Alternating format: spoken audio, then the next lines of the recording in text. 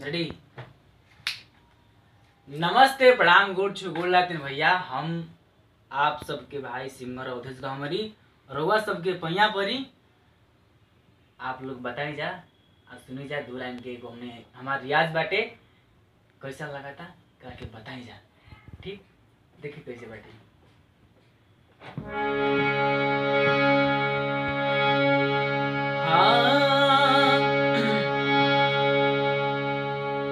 कि मोती के बाती जराई दो न हो, देही के दर्द भगाई दो न हो। मोती के बाती जराई दो न हो, देही के दर्द भगाई दो न हो। कि रखिले चक चक बरेला भात भात घर राजा जी, कि बरेला भात भात रखिले चक चक घर राजा जी।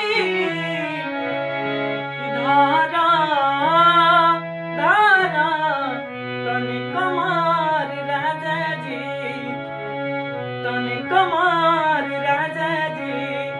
कि धारा धारा तनि कमार राजा जी, तनि कमार राजा जी।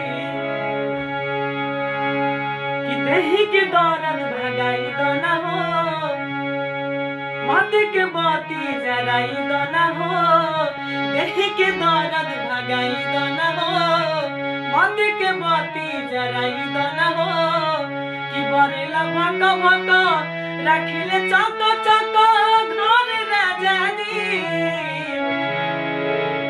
कि बरेला भक भक रखिले चक